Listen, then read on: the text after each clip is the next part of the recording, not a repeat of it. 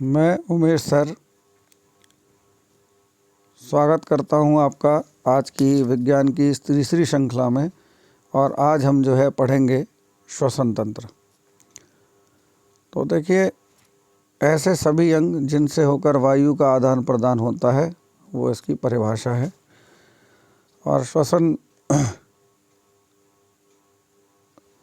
की जो क्रियाएं हैं वो दो प्रकार से हैं। सांस लेना, जिसको हम लोग बोलते हैं ब्रीदिंग, और श्वसन यानी रेस्पिरेशन।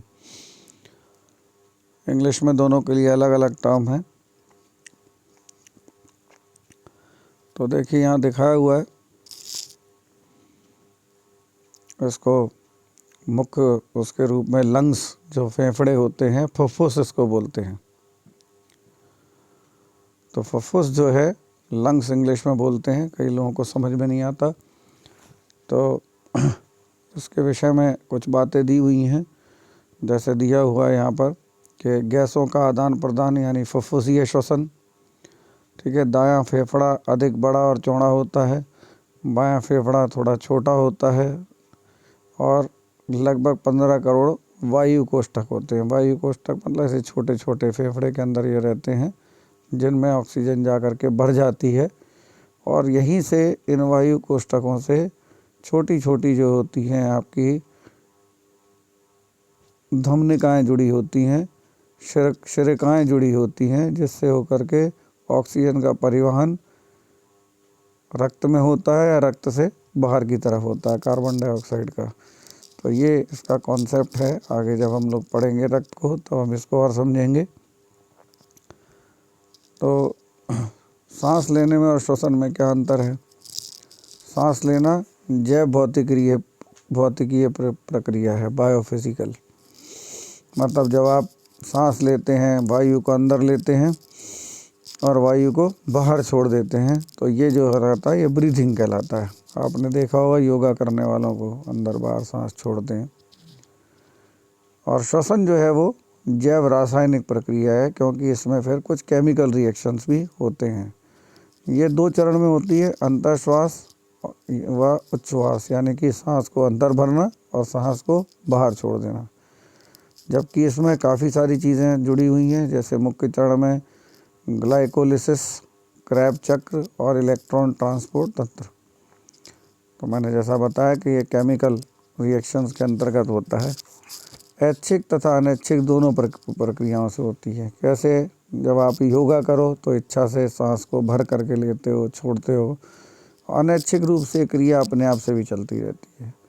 ये क्रिया अनैच्छिक होती है, इसमें कोई ऊर्जा का उत्पादन नहीं होता, जबकि इसमें ऊर्जा का फाइनली उत्पादन होता है। ऑक्सीजन रक्त के माध्यम से जब वहाँ तक पहुँचता है तो फिर ग्लूकोज से रिएक्शन करके ऊर्जा का निर्माण होता है। तो देखिए, श्वसन क्रिया में भिन्न पदों द्वारा ग्लूकोज का विखंडन कैसे होता है। तो ग्लूकोज के 6 कार्बन अणु हैं, कोशिका द्रव में होते हैं। कोशिका द्रव मतलब कोशिका के अंदर एक पदार्थ भरा रहता है, जिसको हम लोग क्या बोलते हैं? कोशिका द्रव। तो ये पायरुवेट बनता है। फिर देखिए, ऑक्सीजन की अनुपस्थिति में जब ये होती है क्रिया, देखिए ऑक्सीजन की अनुपस्थिति में कहाँ होती है? यीस्ट माने खमीर। तो एथेनॉल और CO2 निकलती है और ऊर्जा का 2 कार्बन के अणु। ठीक है, ऑक्सीजन के अभाव में हमारी पेशियों में भी होती है। जब हम लोग बहुत ज़्यादा काम करते हैं तो आपने देखा होगा कि हमारी पेशियां थक जाती हैं, उनमें दर्द हो जाता है। तो दर्द का कारण क्या होता है? ये क्वेश्चन पूछा भी गया है, लैक्टिक अम्ल का जमाव। तो जैसे जैसे लैक्टिक अम्ल कम होता जाता है, हमारी मसल्स रिलैक्स होने लगती हैं धीरे धीरे। ठीक है, और वो थकान जो है दूर हो जाती है। तो इस लैक्टिक अम्ल के बनने और इससे भी ऊर्जा का उत्पादन होता है। एक प्रक्रिया ये है। ऑक्सीजन की उपस्थिति में ये प्रक्रिया माइटोकॉन्ड्रिया में होती है, जैसे हम ऊपर पढ़ के भी आए थे। तो उत्पाद के रूप में CO2 निकलता है, जल का बनना होता है और ऊर्जा होती है। तो ये 3 चीज़ें हैं, इसको याद रखना। खास तौर से ये लैक्टिक अम्ल वाला भी, तीनों इम्पॉर्टेंट है, इथेनॉल वाला भी। तो अब समझेंगे हम लोग श्वसन। ये अपचयी क्रिया है, कैटाबॉलिक प्रोसेस है। और कैटाबॉलिक प्रोसेस में कुछ कम होता है तो यहाँ शरीर के भार में कमी आती है। श्वसनीय पदार्थ क्या क्या होते हैं? देखिए, कार्बोहाइड्रेट, वसा व प्रोटीन, लेकिन मेनली जो है कार्बोहाइड्रेट होता है, फिर वसा, तो लास्ट में प्रोटीन की बारी आती है। तो श्वसन के क्रम में देखो मैंने बता दिया पहले ही, कार्बोहाइड्रेट, फिर वसा, अंत में प्रोटीन।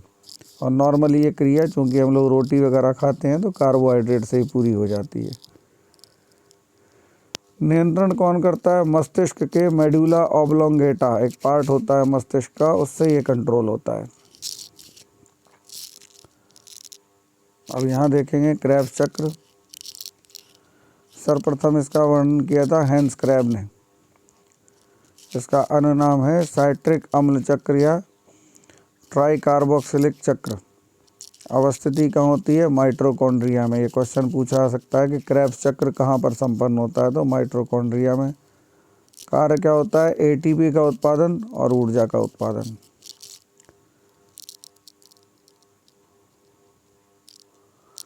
फिर इसके बाद देखिए ग्लाइकोलिसिस, तो इसको खोज किया था इसकी एम्बडेन, मेयरहॉफ और पार्सन ने। ठीक है, ईएमपी पथ, शर्करा, किण्वन, अनॉक्सी श्वसन, ये सब इतना इम्पोर्टेंट कुछ नहीं है, इसको छोड़ दीजिए, ना इतना ढंग से लिखा भी है। अब देखिए मानव में रक्त का प्रवाह किस तरह से होता है, ये दिखाया है। तो जैसा भी मैं ऊपर बता रहा था, तो ये फेफड़े हैं यानी कि फुफ्फुस, और फुफ्फुस को देखिए फुफ्फुसीय शिरा, पल्मोनरी। अब ये पहले ही इन्होंने दे दिया, कायदे से इसको समझाना चाहिए था। तो देखिए मैं आपको समझा देता हूँ। शिरा का जो काम होता है वो शरीर के विभिन्न अंगों तक, ध्यान से सुनिएगा, शरीर के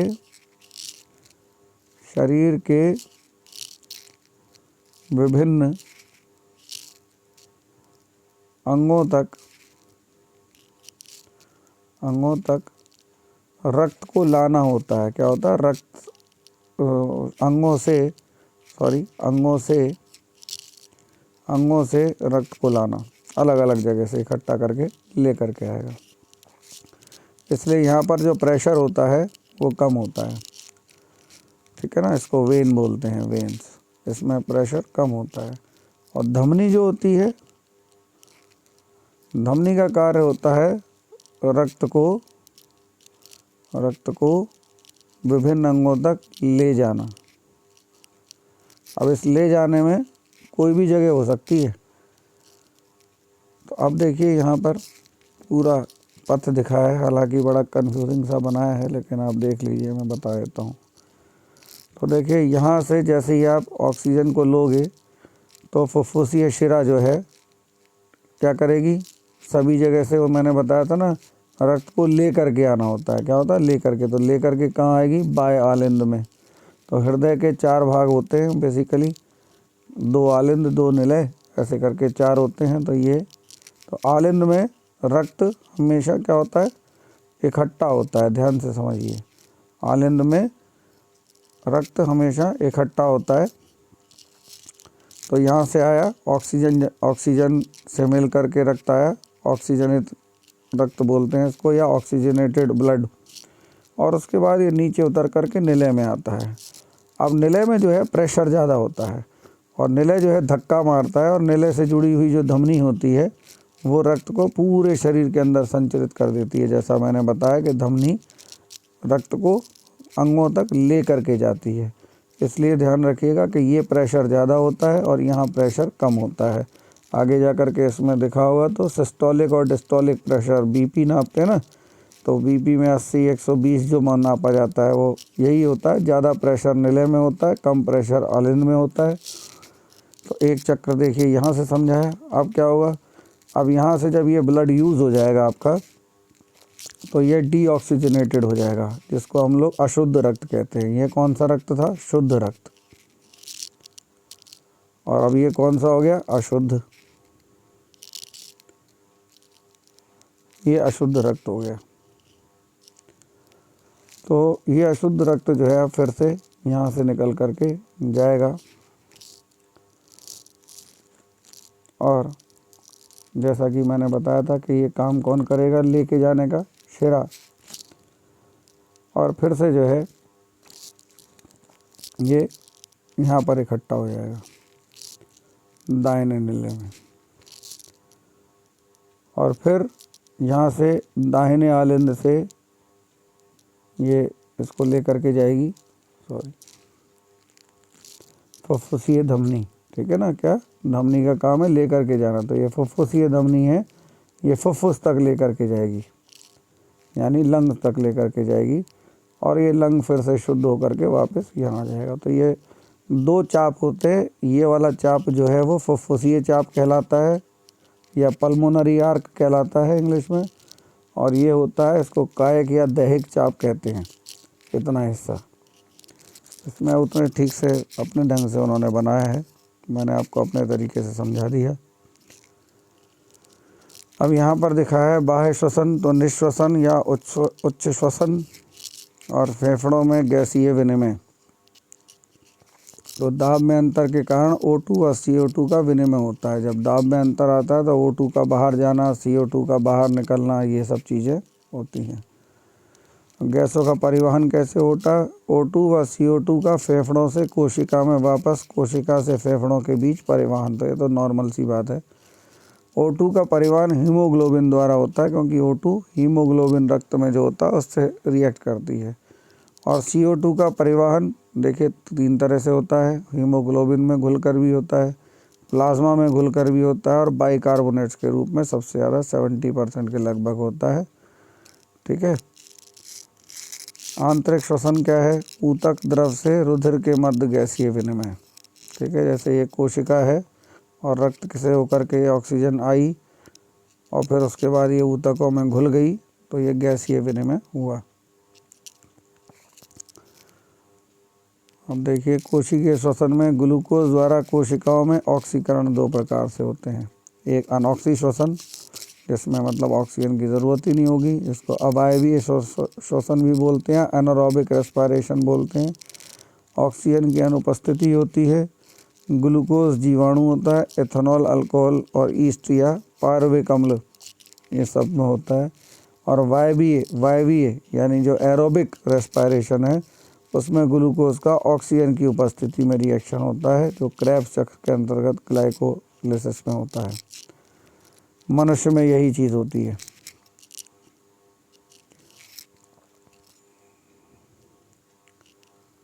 ठीक है, फिर ये छोटी छोटी चीज़ें दी हैं, अभी पहले यहाँ से देखें। फिर परिसंचरण तंत्र देख लेते हैं। खोजकर्ता विलियम हार्वे थे, बहुत इंपॉर्टेंट है, छोटे छोटे परीक्षाओं में पूछ लिया जाता है। रक्त परिसंचरण की खोज विलियम हार्वे ने की थी। शरीर में रक्त का परिसंचरण किस किस से होता है? देखिए तो 3 भाग हैं, हृदय है, रुधिर है और रुधिर वाहिनी है। मतलब रक्त परिसंचरण तंत्र 3 चीज़ों से मिलकर के बनता है। अब मानव हृदय पर आते हैं। मानव हृदय में 4 कक्ष होते हैं, ऊपर बता चुका हूँ मैं, 2 आलिंद 2 निलय। वज़न लगभग 250 से 300 ग्राम होता है। सामान्यतः 1 मिनट में दिल जो है 72 से 75 बार धड़कता है।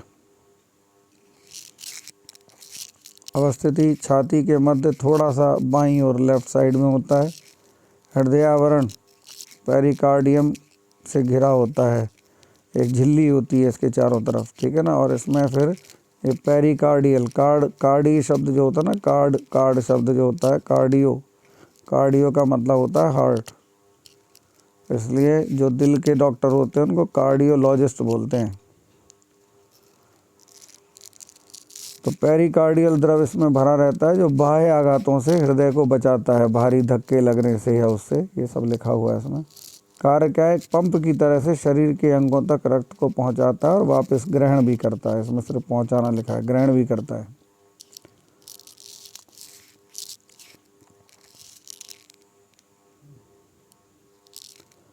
ठीक है, फिर ये त्रिवलनी कपाट दिया हुआ है, ट्राई कैस्पेड वाल्व। तो ये अवस्थिति इसकी दाएं आलिंद में एवं बाएं आलिंद के नीचे होती है, बीच में। ये इतना कोई इम्पोर्टेंट नहीं है। इधर आ जाइए, रुधिर वाहिनी, यहाँ से क्वेश्चन पूछा जाता है। सामान्यतः इसमें नीला रंग होता है, नीले रंग। वाल्वों की अनुपस्थिति होती है, किसी प्रकार का कोई वाल्व नहीं होता। इसकी दीवार पतली होती है। क्यों होती है? क्योंकि इसमें प्रेशर कम होता है। ये ज़्यादा चौड़ी होती है। कार्य क्या होता है? शरीर से हृदय की ओर रक्त ले जाना, जो मैंने आपको अभी बताया था। अशुद्ध रक्त का वाहन होता है, अपवाद स्वरूप फुफ्फुस शिरा में, अभी जैसा मैंने बताया था, शुद्ध रुधिर बहता है। क्यों? क्योंकि वो शिरा का काम क्या है? वापस से हृदय तक किसी भी चीज़ को, तो रक्त को लेकर के आना। तो जब ये रक्त को लेकर के आती है तो जाहिर सी बात है फुफ्फुस से लेकर के आती है तो ऑक्सीजन घुल कर के आता है। तो इस कंसेप्ट को यहीं से समझेंगे कि इसका कार्य जो है हृदय तक रक्त को लाना है। तो फुफ्फुस शिरा में भी क्या होता है? शुद्ध रुधिर बहता है। ये पूछ लेते हैं परीक्षा में। फेफड़ों से हृदय के बाएं आलिंद को ऑक्सीजन युक्त रक्त की आपूर्ति करता है। फिर देखते हैं धमनियाँ। वाल्व अनुपस्थित होते हैं, मोटी दीवार होती है क्योंकि इसमें प्रेशर ज़्यादा होता है। सक्रिय होती है, कार्य क्या है? हृदय से रक्त को ऑक्सीजन युक्त रक्त पहुंचाना। लेकिन अपवाद क्या है? फुफ्फुस धमनी में दाएं निले से फेफड़े में अशुद्ध रक्त की आपूर्ति करती है। बेसिक कॉन्सेप्ट यही है कि धमनी क्या करती है? हर जगह तक रक्त को पहुंचाती है, शुद्ध हो या अशुद्ध हो। तो फुफ्फुस तक जो पहुंचाएगी वो फुफ्फुस धमनी होगी। और जाहिर सी बात है फुफ्फुस तक इसलिए पहुंचेगी क्योंकि वहाँ से ऑक्सीजन ग्रहण करना होगा। ऑक्सीजन ग्रहण करना होगा, इसका मतलब ऑक्सीजन होगी ही नहीं। ऑक्सीजन नहीं होगी तो यहाँ पर अशुद्ध रुधिर बहेगा।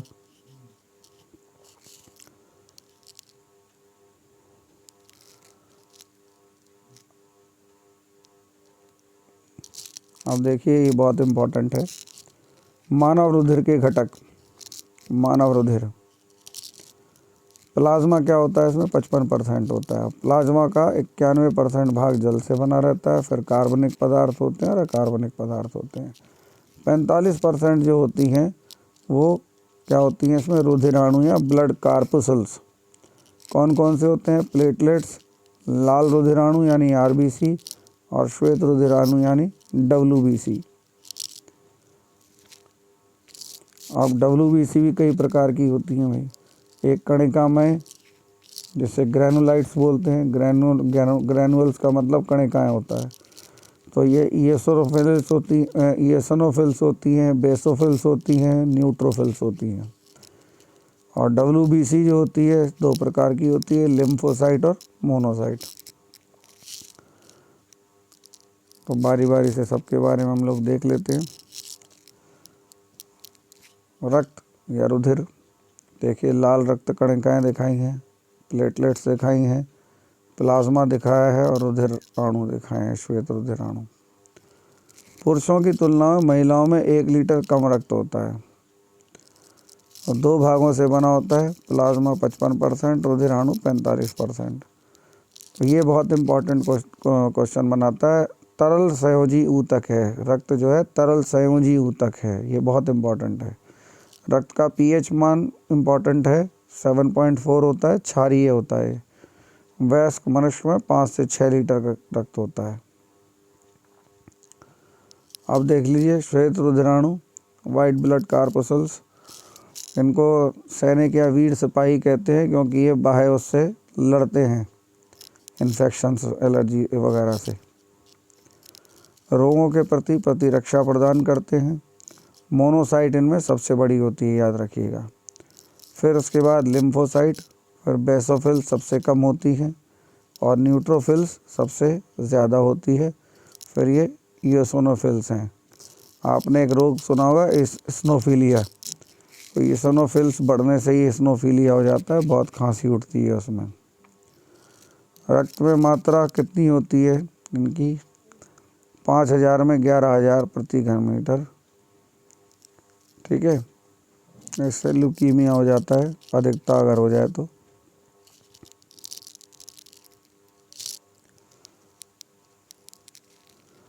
फिर देखिए रेड ब्लड कार्पुसल्स।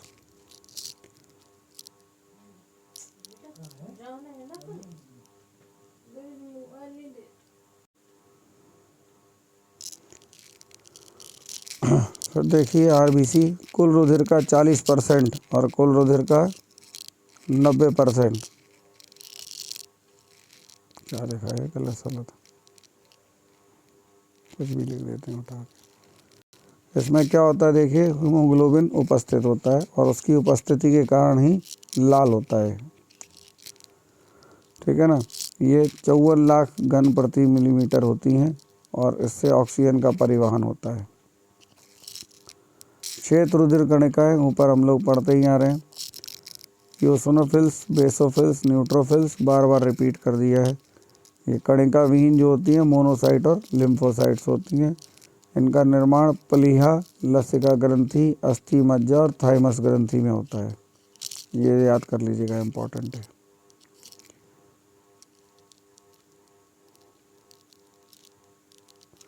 फिर देखिए प्लेटलेट्स, कार्य क्या होता है? रक्त का थक्का बनना। रक्त में इसकी मात्रा 1.5 लाख से 5 लाख प्रति घन मिलीमीटर होती है। लाल रक्त कणिकाएँ केवल कशेरुकियों में रक्त की उपस्थित होता है। लाल रक्त कणिकाएँ कशेरुकियों में, जिनमें रीढ़ की हड्डी पाई जाती है। कहाँ होता है? तिल्ली या प्लीहा द्वारा पुरानी रक्त कणिकाओं का नाश होता है। ठीक है, यहाँ पर, इसलिए इसको कब्रगाह भी बोलते हैं, इसमें लिखा नहीं है। और लाल रक्त कणिकाओं का निर्माण जो होता है वो अस्थि मज्जा में होता है। इनका जीवन काल 120 दिन होता है। चलिए, रक्तदाब भी आ गया आपका। रक्तदाब का मापन, सामान्य रक्तचाप प्रकुंचन यानी सिस्टोलिक जो प्रेशर होता है वो 115 से 120 मिलीमीटर पारे पर होता है। और परासरण दाब यानी डिस्टोलिक प्रेशर जो होता है वो 75 से 80 होता है। उम्र बढ़ने के साथ रक्तदाब बढ़ता है। कैसे नापा जाता है? स्फिग्मोमैनोमीटर से पूछा जाता है। रक्तदाब मापने वाले यंत्र को क्या बोलते हैं? स्फिग्मोमैनोमीटर।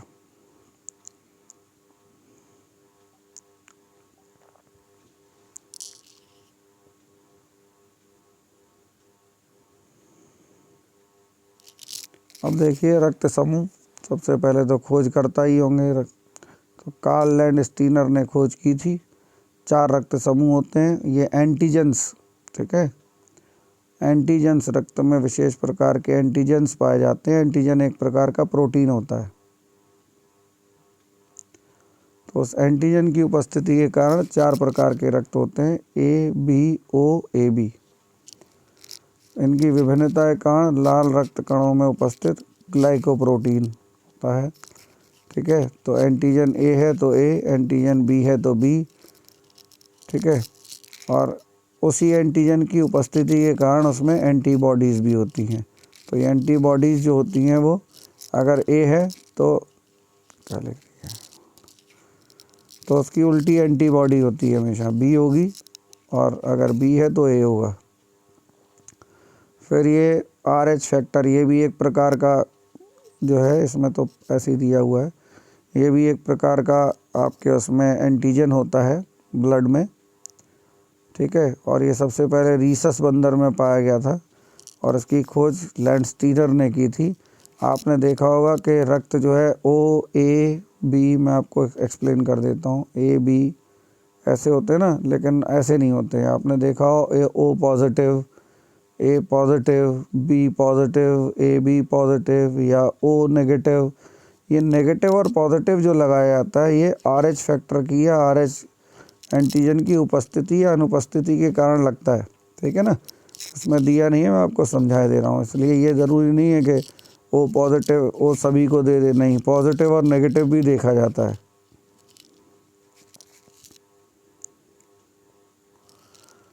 तो ये देख लेते हैं यहाँ पर आगे। रक्त समूह ए, रक्त समूह बी, रक्त समूह ओ और ए बी।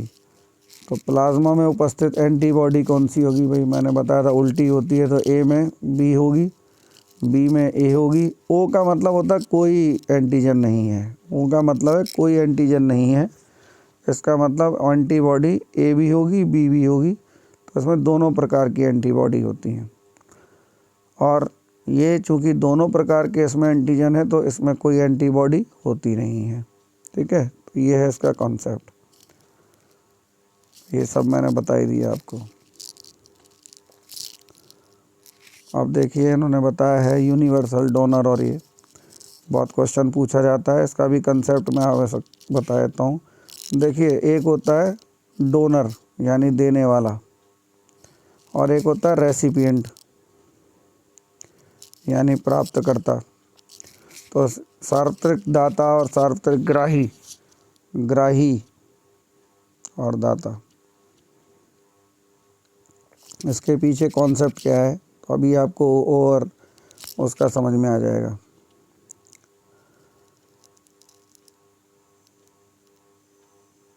जो दाता की एंटीबॉडीज़ हैं वो रेसिपिएंट की एंटीजन से मैच नहीं होनी चाहिए कभी भी।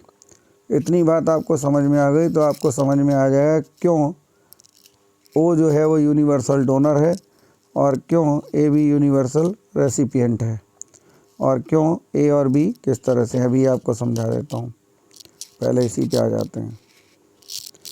तो देखिए ए, तो ए को दे सकता है क्योंकि एंटीबॉडी और एंटीजन दोनों एक जैसे होंगे। लेकिन बी अगर दिया जाएगा तो इसमें क्या होगा, इसमें एंटीबॉडी होगी ए और ए एंटीबॉडी होगी तो एंटीबॉडी एंटीजन से मैच नहीं करनी चाहिए, नहीं तो एक दूसरे से चिपक जाती हैं, ठीक है, तो स्कंदन हो जाता है, ठीक है, तो नहीं दे सकता। आगे देखिए अब ए बी पे आ जाइए। ए बी में ए भी है एंटीबॉडी और बी भी एंटीबॉडी है, तो इसमें दोनों जो है इनमें किसी प्रकार की कोई वो नहीं पाई जाएगी। ये ढंग से चार्ट थोड़ा सा बना नहीं है, इसमें किसी प्रकार की कोई एंटीजन नहीं है। तो जब कोई एंटीजन नहीं है तो ऐसी स्थिति में जाएगा, लेकिन इसमें कोई एंटीबॉडी नहीं होती। अब जब कोई एंटीबॉडी नहीं है तो वो जो है सर्वदाता हो जाएगा क्योंकि एंटीजन एंटीबॉडी से मैच नहीं करना चाहिए। तो इसी तरह से आप देखोगे कि ए को दे सकता है, ए से ले सकता है और ओ से ले सकता है, बी से ले सकता है ओ से। अब ये तो खैर अलग तरीके का, यहाँ प्राप्तकर्ता समूह दे दिए हैं और उल्टा बना दिया इसको थोड़ा सा, ठीक है, मैं आपको अलग से समझा दे रहा हूँ। ए या तो ए से प्राप्त कर सकता है या ओ से प्राप्त कर सकता है, क्योंकि मैंने आपको बताया कॉन्सेप्ट में कि एंटीजन और एंटीबॉडी मैच नहीं करनी चाहिए, तो ओ में कोई एंटीबॉडी होती ही नहीं है। इसी तरह से बी या तो बी से प्राप्त कर सकता है या ओ से प्राप्त कर सकता है। इसके बाद आते हैं ए बी की बारी।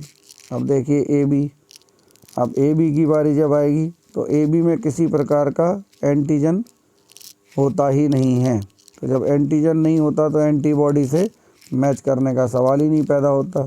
तो ये ए से भी ले सकता है क्योंकि एंटीबॉडी है ही नहीं, ठीक है ना, केवल एंटीजन है। बी से भी ले सकता है, ठीक है ना, लेकिन उसके बाद ओ पर आ जाएगा। तो ओ में क्या होता है, ओ ग्रुप में दोनों ही प्रकार की होती हैं तो कोई फ़र्क नहीं पड़ता, तो सभी से ही इसको प्राप्त कर सकता है। इस तरफ यहाँ दिया हुआ है। लेकिन अब ओ बेचारा मारा जाता है। ओ क्यों मारा जाता है, क्योंकि ओ में एंटीजन कोई नहीं होता लेकिन एंटीबॉडी सभी प्रकार की होती हैं। तो ओ ग्रुप दे तो सबको सकता है लेकिन लेना बहुत मुश्किल हो जाता है इसका। ओ सिर्फ ओ से ही ले सकता है क्योंकि इसमें हर प्रकार की ए प्रकार की और बी प्रकार की दोनों ही एंटीबॉडीज़ होती हैं। तो ना तो ये ए से ले सकता है क्योंकि एंटीजन मैच कर जाएगा, बी से लेगा तो बी एंटीजन मैच कर जाएगा, ए बी से लेगा तो दोनों ही एंटीजन मैच कर पाएंगे। तो इस तरह से बेचारा ओ जो है किसी से भी नहीं ले पाता, सिर्फ ओ से ही ले पाता है, लेकिन दे सबको देता है। तो इस तरह से यहाँ देखिए समझाया हुआ है। ए बी यूनिवर्सल रेसिपिएंट है, सबसे ले सकता है, और ओ जो है यूनिवर्सल डोनर है लेकिन ये ले किसी से नहीं सकता बेचारा, इसको कोई भी नहीं दे सकता, ये सबको दे सकता है। देखो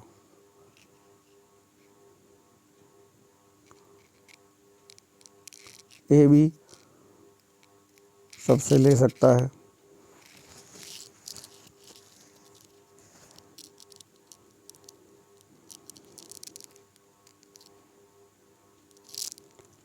उसके बाद ये बना हुआ है देखिए,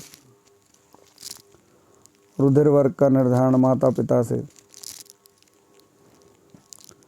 अगर दोनों के ग्रुप ओ हैं माता पिता के तो संभव ग्रुप ओ ही होगा, असंभव ए भी नहीं हो सकता, बी भी नहीं हो सकता, ए भी नहीं हो सकता।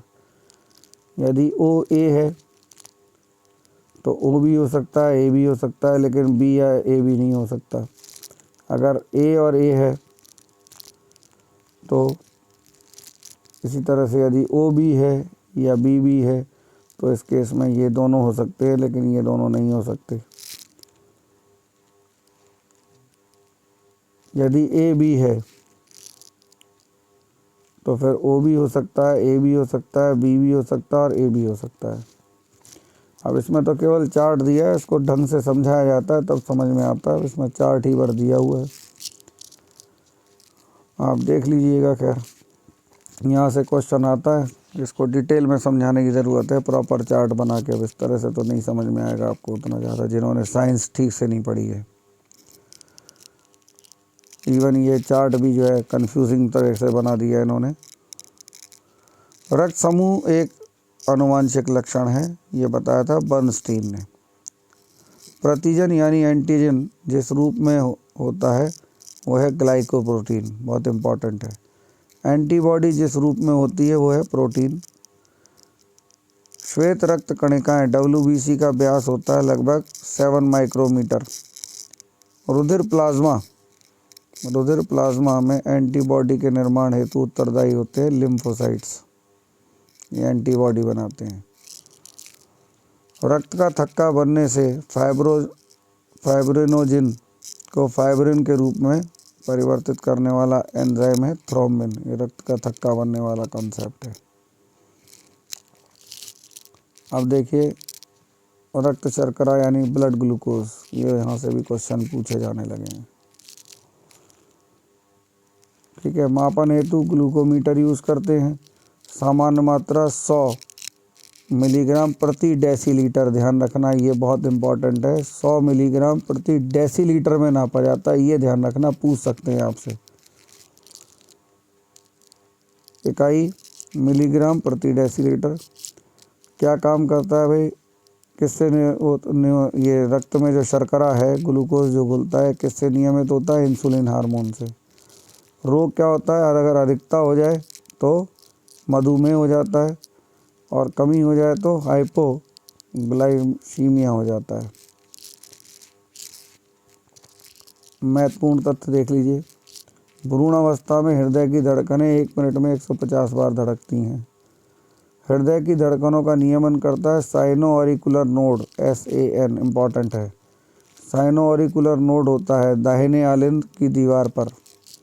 हृदय की दर को नियंत्रित करने वाला हार्मोन है थायरॉक्सिन और एड्रिनोलिन। इसलिए जब कभी डर जाते हैं तो एड्रिनलिन हार्मोन का स्रावन बढ़ता है तो दिल की धड़कन भी बढ़ जाती है। अम्लीयता से हृदय की गति बढ़ती है, वह क्षारीयता से कम होती है। लसिका परिसंचरण या लसिका देख लीजिए, लिम्फ नोड्स और लिम्फोसिस्ट।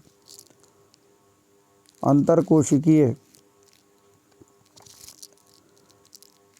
अवकाशों में पाए जाने वाला पीला द्रव है। अब ये है क्या, इसको समझ लो। जैसे ये 2 कोशिका हैं, 2 क्या है, मान लो 3 हैं, 4 हैं, तो इनके बीच में ये जो हिस्सा देख रहे हो, यहाँ पर जो पाया जाने वाला पदार्थ होता है वो लसिका होती है। ठीक है, लसिका का अपना पूरा सिस्टम होता है, ब्लड सर्कुलेशन सिस्टम की तरह से। संचरण की दिशा ऊतकों से हृदय की ओर। संगठन में क्या क्या होता है? ऑक्सीजन, लिम्फोसाइट्स, वसा आदि लिम्फोसाइट्स का निर्माण केंद्र होता है। कार्य रोग प्रतिरोधक क्षमता बढ़ाता है।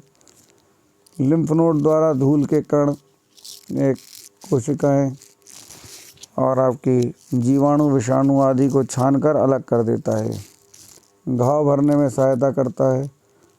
ऊतकों से पदार्थों के शिराओं के बीच परिसंचरण में सहायक होता है। इसके कार्य पूछ लेते हैं, देख लेना, हालांकि इतना क्वेश्चन नहीं पूछा जाता है यहाँ से।